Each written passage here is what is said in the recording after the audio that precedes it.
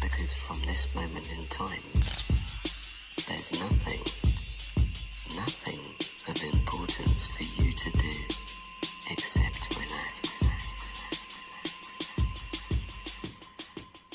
Relax. Hey, what's up, humans? Welcome to the season finale of Scarlett Letter Show. This is your host, Scarlett Santa Maria, taking you on a journey on San Diego's electronic music scene. Before introducing my guest, I'd like to talk about the correlation between being part of a community and our well-being. Communities make a powerful impact in every facet of our lives. And in fact, we're all currently members of one, including our friends, family, school, neighborhood, job, and so on. We can discover communities and groups that enjoy the same music that we love, support our favorite sports team, or even watch the same Netflix series as we do, like Game of Thrones, for example.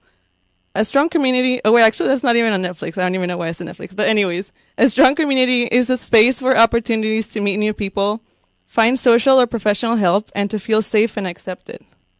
Every individual that is part of our social network has the capacity to add something special into our lives. And they all play an important role in this roller coaster that we call life.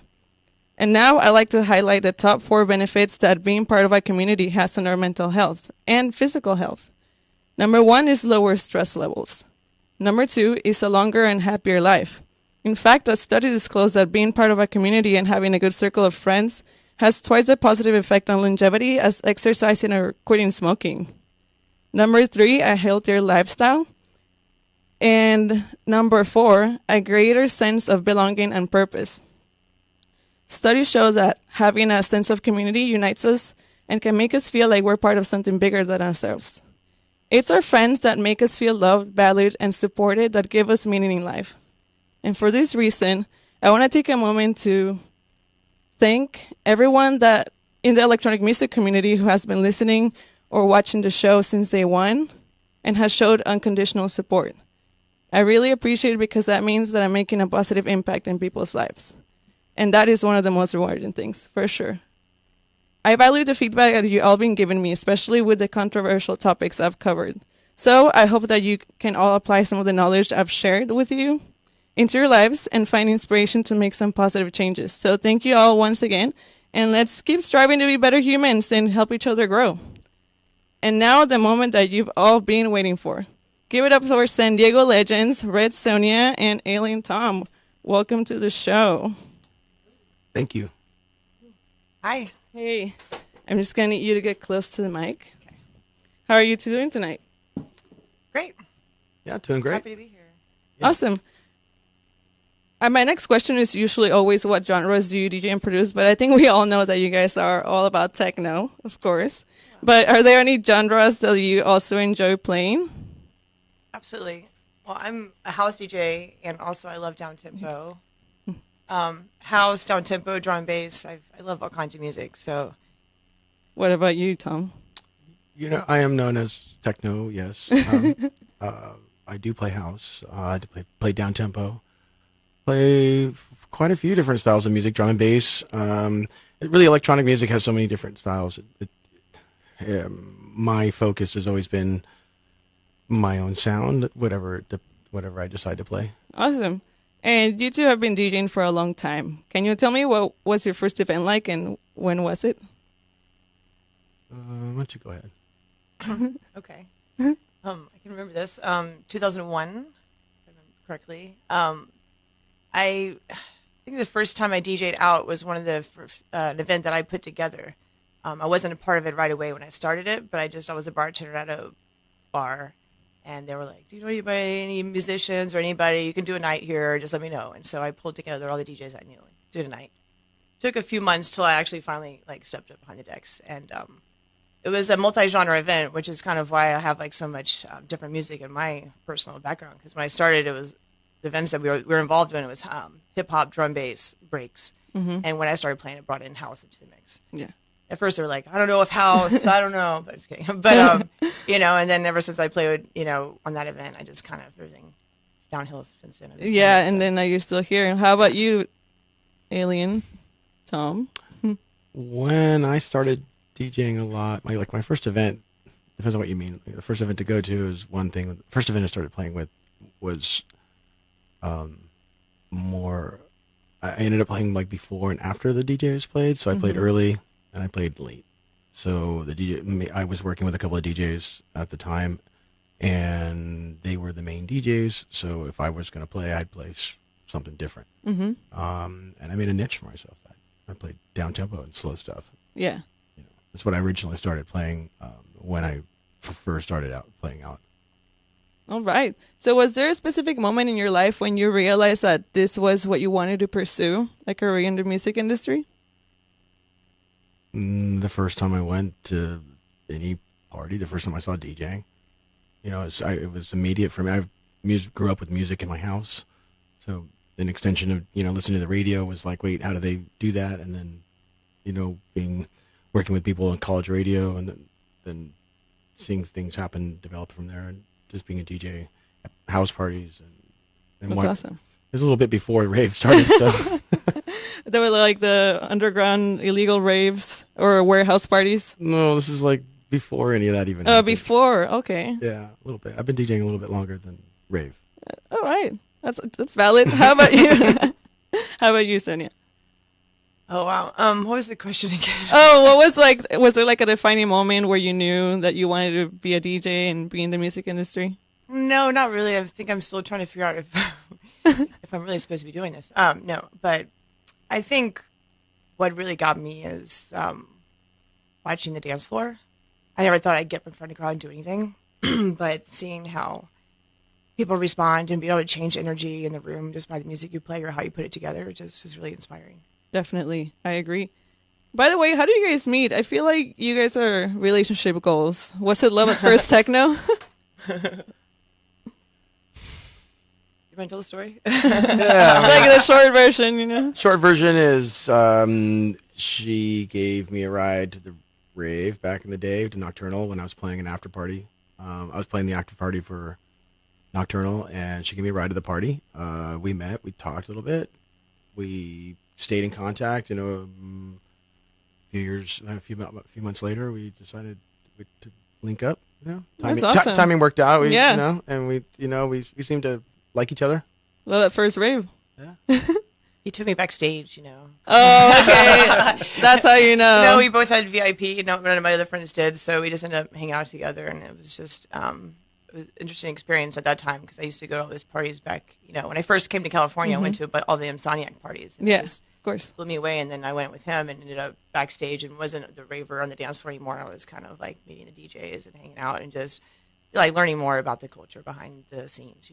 Yeah, definitely. I love that. I love that you two are this power couple that completely supports each other and share similar goals. It gives me hope that I won't be forever alone. I'm kidding though. But I'm curious to know, what is the key to a successful romantic relationship in your opinion? This is like super random. Communication. Yeah, that was exactly what I was going to say. Definitely communication and patience. And also play together, stay together. Yeah. You've heard Share those- similar you've heard- hobbies. Yeah, Right. like- Sometimes people go out to the club to meet their significant other, and then they stop wanting to go out, and we still want to go out, and we can go out together and still Yeah. enjoy the party. And it's not like going to the party for some other reason. Like we're going to the party to enjoy our life. That's Not just to beautiful. find someone. listen to music and dance with people. That's beautiful. I love that. So what can I expect in the first part of the mix? That's a good question. It's techno we put together. This is techno. It's definitely techno. Yeah, It's definitely a kinda where techno we're at right mix. now, Yeah, we we're really enjoying techno a lot, and the newest techno right now is just sounding really great. So there's some new techno in there. There's some, I was looking at the playlist earlier. There's some banging stuff. Yeah, I'm banging. yeah, a little bit of banging stuff. So, That's great. We I give you know- half an hour, so you can I imagine. know you two are bangers for sure. Every time I go to your teas for techno, I'm always blown away. Thank you. All right, wonderful. Well, it's time to get up and move that body one last time. I'm about to turn up the speakers in this building and hope that the police doesn't come. We'll be back in 10 minutes for the longer interview, and don't forget to check out the live stream on my Facebook page at Scarlett Show. And by the way, you're listening to KCR College Radio, the award-winning sound of state. Activated. Are you activated? Are y'all activated? It's a really good mix. Yes, yes, yes. All right, we're back. People of San Diego and whoever's listening, if you're listening in Jupiter and Mars, what's up, aliens?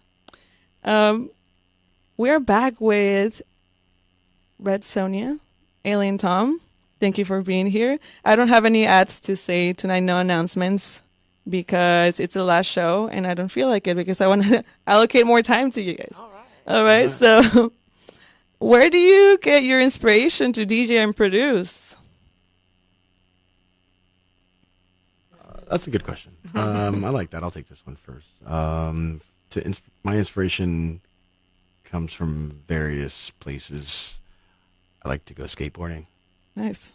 So when I can't do that, I like to play piano and pound on it. That's really cool. I always wanted to learn how to play piano. Yeah, it's kind of might come on. And then other inspirations, of course, are like rock, other music.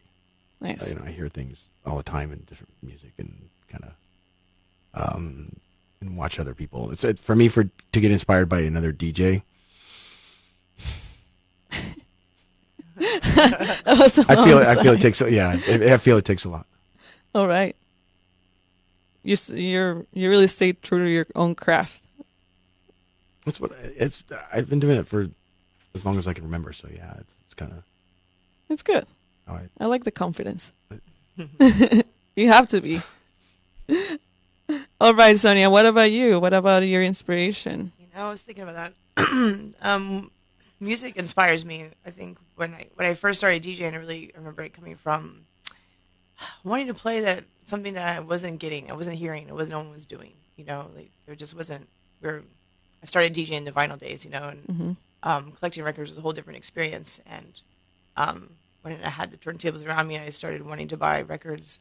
When I saw I opened up the world of the internet and just shopping everywhere and traveling. I just realized how much music was out there. And it's just it's interesting how, every DJ picks music in a different way. And something about music, every single song I listen to, there's something about it will draw inspiration. So it depends on when you put those songs together and you come up with something that actually gets a good response from people. It makes you keep going. Fantastic. I agree. You find music and they respond to it. You're like, yeah, that is a good song. Yeah, it's nice to see the reaction from people. Like, okay, they're dancing, they're feeling it. Okay, so it's a good one. Yeah. Do you two still feel nervous before a show, or do you feel like you got it together all the time? Both sometimes for me. Different reasons for getting nervous, Yeah. Depends on what kind of gig and where I'm at and where my comfort level is and what kind of, what time slot. And who's paying attention. I don't know, but. I almost always get nervous, no matter what. This is something that's always been part of my. Yeah, it's kind of like that nervous excitement feeling you get in your stomach. No, I just get nervous. You do? Yeah, I would get quiet nervous before I play. I like to think about what I'm doing, and really, I take it very serious when I play. Yeah. When you take things seriously, sometimes you get nervous about how they're gonna. Yeah, play out. I agree. Yeah. So, what does being a DJ mean to you?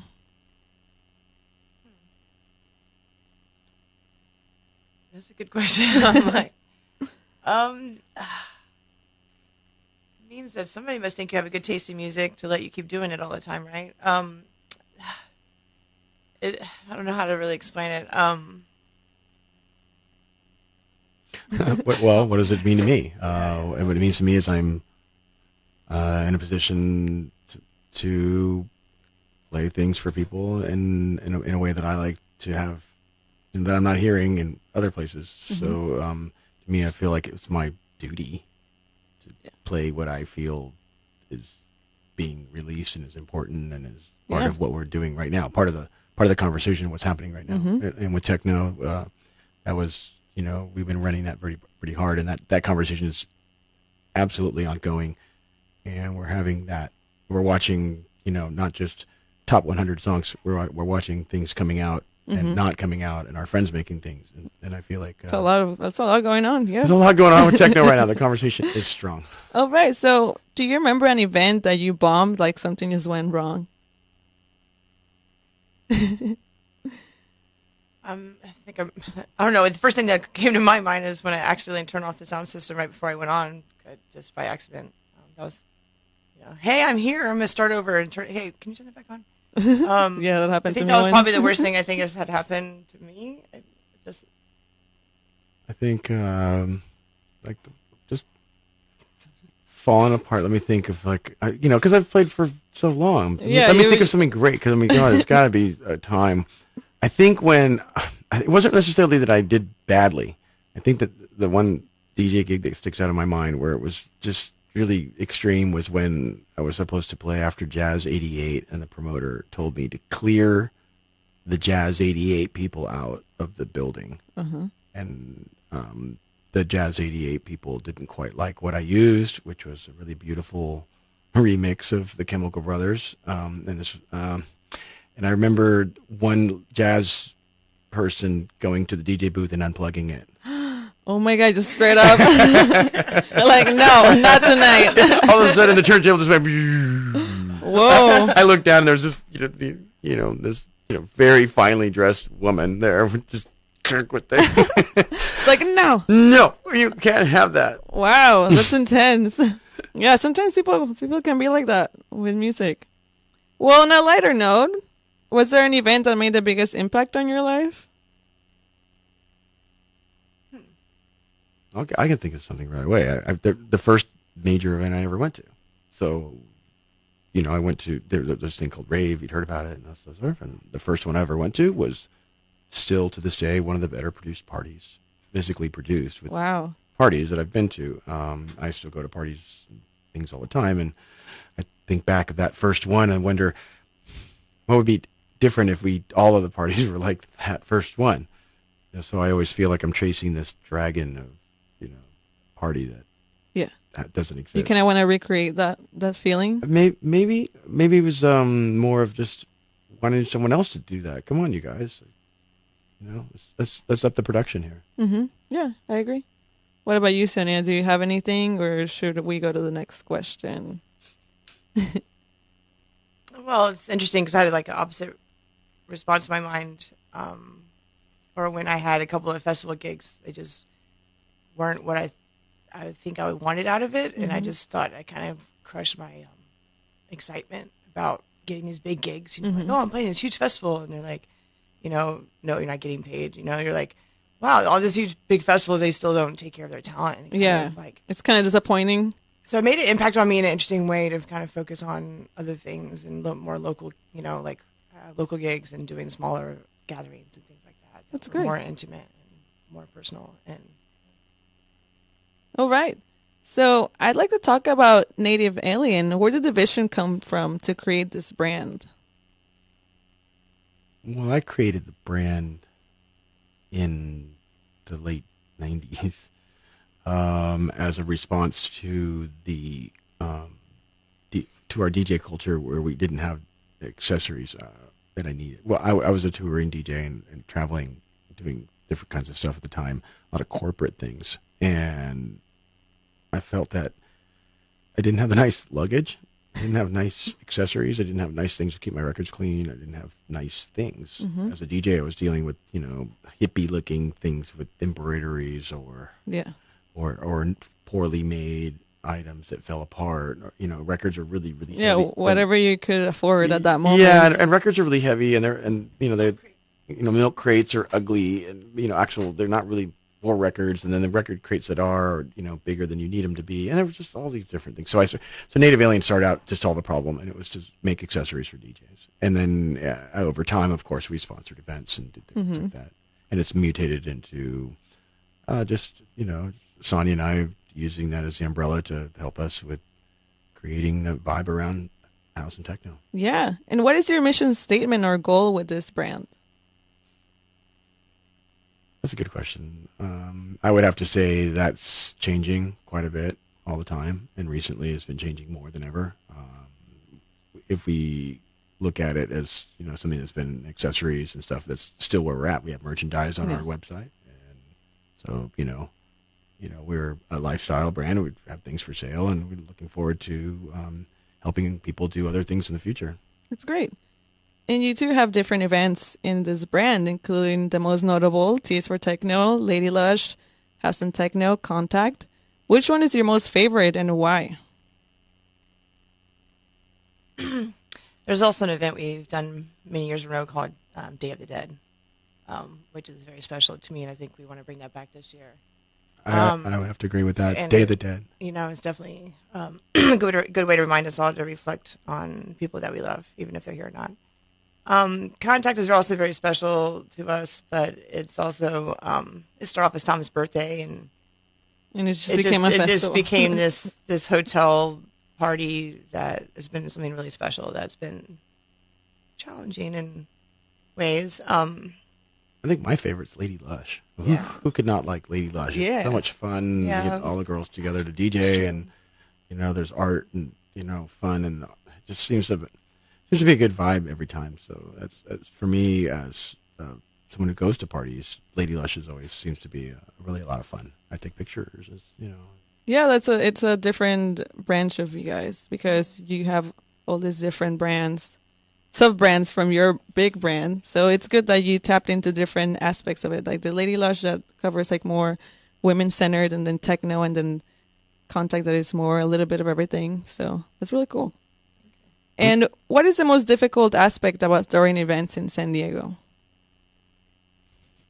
Well, I think if you look up event production on the stress level factor, it's like up there at high.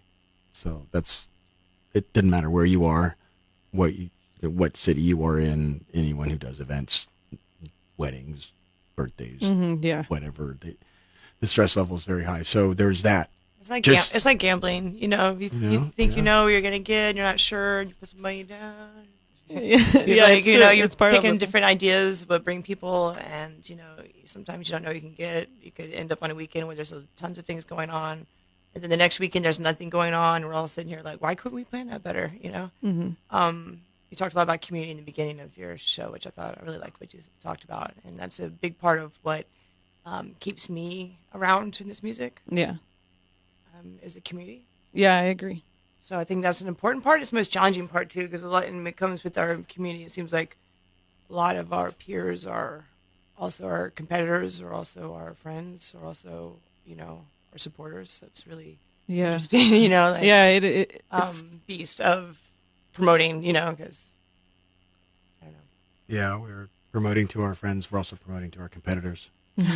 We're also inviting our friends and our competitors, and our competitors are our friends. Yeah. So yeah, I mean, how do we- you manage to maintain like good relationships with everyone when everyone is a competition? we don't. Just like you said earlier, plur. We just use as much plur as we can. Peace, love, unity, respect. We can all be in this game together and still have do similar things, and still respect each other, and still show space for each other, and to try not to compete with each other as best we can. Yeah. And just know that sometimes it happens, and it's just we have to just get over it and just still support each other and love each other no matter what. And I know you've been. Were you gonna say something? We like to say Sorry. we like to say there's enough of us. There's not really competition. We just have to work There's hard. a lot of people in San Diego always say like if we're competing, we can't get enough people to the party, then we're screwing up, and we need Yeah. to make more friends, and we just need to keep trying harder to bring more people into this music, because we have a great community here waiting for everybody once they show up, and that's one thing that I see happens all the time when we bring new people in, and being able to engage them and take care of them and pay attention to who's around us, and just really, I don't know. Yeah, there's just a lot of different aspects of it, and I mean, if you think about it, the electronic music community is not that big. It's like kind of niche. It's really small, unless you go to the big events like Crossed or LED. Everyone is more mainstream, But when you tapped into the quote unquote underground scene, it is like the competition is tough. Don't you think? I don't know. No, It's really not tough. really? It's just it's definitely interesting and emotional to be in the situation to want to do something positive, and you have a lot of challenges. Yeah. And I know you've been one of the few from the underground community that has tried to bring this sound to downtown and just make it expand, but people have some strong opinions about it and stereotypes about the scene. How can you change these people's perspectives? What do you want these people to know?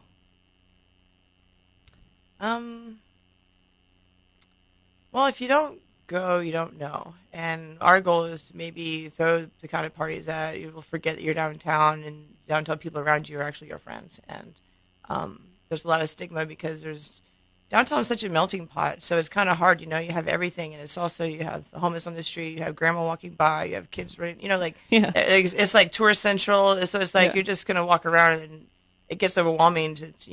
But I think there's little pockets in the town and little secret areas that maybe you might find a really cool party at, and you won't even believe it when you get there that you weren't there yet. And Yeah, it's true. I think I love downtown San Diego. I think we have a beautiful city. I've been watching it grow for the past almost 20 years that I've been here, and I just think we should embrace the growth and figure out how we should really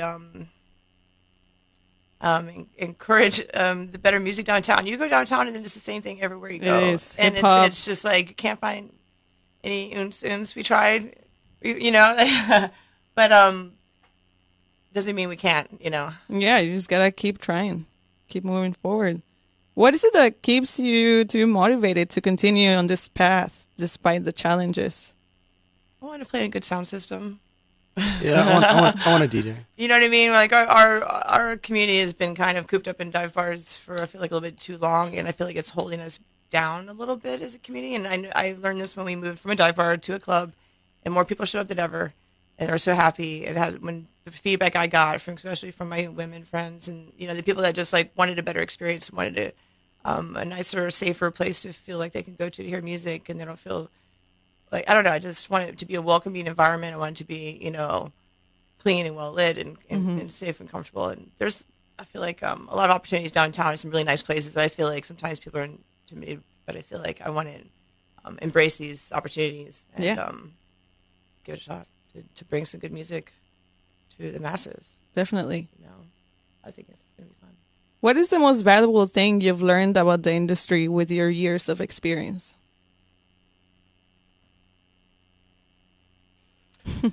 I know that's tough. Say that again. I'm sorry. I said, what is the most valuable thing you've learned about the industry with your years of experience? Well, I can. Yeah, you have a little bit more experience. So you can go first. Valuable lessons are always learned, and I feel that my lessons are still being learned. As the most valuable, I don't know. I think one thing that I've noticed is the people who are the most successful in this industry are also some of the nicest. So nice people, being nice, friendly, that kind of thing, goes a lot farther than being really great at everything. Yeah, it's true. Being genuine, right? Respect. So, what advice would you give an aspiring DJ or experience creator? Keep doing it. Doesn't matter what you're doing. Just keep going, finish the songs, make the mix, send it to the person, make the night, make your own night. Do it for the right reasons. Yeah. Yeah, that's a common theme, that do it for the right reasons. What are the right reasons? Intention. Do it for your reasons. I know. I just feel like it's sometimes. I don't know why. Well, I like that you Intention is said that. important, 'cause No, it's true. It is a common theme, to do it for the right I feel like reasons. people don't last long if they do it for the wrong reasons. So Yeah. I feel like, do you really love the music? If you don't love the music, Yeah. you just want to be popular. That's big. Then yeah, I mean, there's tons of ways to get popular, and maybe you won't be a DJ forever or whatever. But there's other way to get attention, But like, you really love the music, like buy it as much as you can and play with it, and play what you love, play what you know. Buy And, your music. Don't LimeWire. Oh, wait. No. Damn, I dated myself. Just kidding. Don't- Yep. Don't buy his music. That's true. Support fellow artists. Absolutely. And what are your thoughts on San Diego's electronic music scene? You can say something positive and then maybe something that needs improvement. I love San Diego. I feel like it's been a home for me for a very long time, and I feel like we have a very tight knit community. Like everywhere you go, you get a hug, and that's why I kind of fell into this music in San Diego, because I started to noticing that I had a family everywhere I went. And it feels good. That's good. What about you, Tom? I don't know. I almost want you to repeat the question so I can really It's give okay. you guys a good Yeah, answer. it was. What are your thoughts on San Diego's electronic music scene? I think about it a lot. I have thoughts. Probably write books on it. I'm a native San Diegan. For me, the San Diego scene, the electronic San Diego scene, is an extension of Los Angeles and Tijuana, and then further out we have San Francisco. We have Mexico City. We have a lot of areas that are part of this scene that really, we're just a little tiny sliver of an international scene, and we have responsibilities that are higher than I think some other areas are, because our city is an international destination. Yeah. So we're not just, catering to, kids that are from, Arizona or whatever. That we have kids from all over the world that are it's here. a bigger target audience. Yeah, and our targets, we're looking at, a bigger scene here than we can imagine, especially when you see things like what's happening with Cross, and that's incredible. It's big. Kaboo, Cross, LED, those big brands. Yeah, there's big stuff going on here in San Diego, and a lot of people come and go out of this town too. So I've seen it have a lot of kind of struggles along the way, because so many fluctuations of people have come throughout the years. And yeah, we have schools here, so every 5 years, what is it? Every 4 years, Yeah, we've got a whole I know, right? basically a whole new population. So that is a challenge that we have here, is that we're constantly cycling through. keep fresh, People get old. keep engaging. Yeah, you gotta change your strategies because people come and go, people grow. There's new people too, people that have never even heard electronic music or don't even know what techno or the subgenres are. So you gotta tap into those audiences too. Absolutely. Okay, so lastly, I know you guys love sweets. And if you could eat one type of dessert for the rest of your life, what would it be?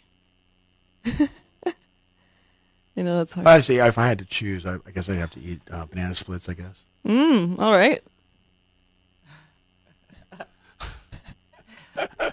I don't know. I'm gonna go with the first thing that popped in my head. I'm a sucker for some peanut butter cups. I don't know. All right. All right. That's valid. I think I would probably eat cheesecake forever. I think Cheesecake. I love pastries, anything. All right. Well, thank you so much for sharing. I think we're about to play the rest of your mix. And Okay. thank you for being here and sharing a piece of your mind. And we're finishing the season strong, for real. And we're going to be back in 10 minutes again to wrap it up, ask a couple more questions, and stay tuned, people. I hope you're enjoying our faces right now on the live stream. We'll see you in 10 minutes. Hey, I know I said 10 minutes, but it's the last show, all right? I want to take a little bit more time with my guests. And really quickly, there are just a few more questions that I want to ask you. And I'll start with, what are you most grateful for right now in your lives? Him, this guy here is probably. You know what? Just not even to be cheesy at all, I have to say the same thing. Oh, Yeah. Knowing her and being able to be friends with Sonya and to be partners and to do what we do together and how we do it together, that is what I'm grateful for. oh my God. You guys are going to make me cry right now. Better stop with this cuteness. And what is the most rewarding thing for everything that you guys do? Like everything that you do in the music industry, what is like the most rewarding thing? I just keep thinking about the dance floor and how it makes me happy to see everybody smiling and dancing all the time. And not only that, just bringing my friends together when I see the relationships form too at our events. It really kind of makes me happy because our tribe keeps getting bigger and bigger the more we bring people around, and really, just I don't know, it's people and the music. Yeah. All right. That was a great answer.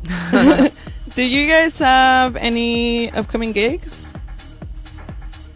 Looks like I'm playing in LA with Sonya at the Pattern Bar Oh, nice. coming up. That's really exciting. And I have a residency coming up that we'll be announcing soon. All right. So, what does the future hold for Red Sonya and Alien Tom? Well, that's a good question. We're on the verge about to announce a new residency that we have downtown. Where we'll be playing every week at a new night. sub. So we want to kind of focus a little more on our DJ sets and us as DJs, and less of the promoters promoting our own events and stuff like that. I don't know. I agree. So you gotta focus on one thing and what you love doing the most, which is DJing. So thank you, Sarah. Thank you so much for being here once again, and I've learned a lot from you too, and I'm sure you're an inspiration for many, just like you to me. And I'm honored to have you sitting here. Since season 1, I wanted to have you guys on the show. So it's great to have you on my season finale. And this concludes Scarlett Letter Show season 2. I still don't know if there will be a season 3, but I've had a blast being your host. To anyone that has been listening and anyone that has been tuning in, thank you again. And don't forget that I'm gonna upload everything on YouTube at Scarlett Letter Show. And every single show is on YouTube, by the way, and even the ones from season 1. So if you miss me, you can just listen to them whenever you want. And I hope to see y'all at Rich's tonight for Technique. And thank you so much again. This has been like an awesome journey, and it's just crazy that I'm graduating in a couple of weeks, and I'll be an Insomniac, and then my birthday, and it's just like everything is like coming together, like wrapping up. And I just feel really grateful, and I just proud of you, I would just be like, I want to cry right now, but I'm gonna cut it before I start crying. Thank you. Thank you. All right. I love you guys. Bye. Bye.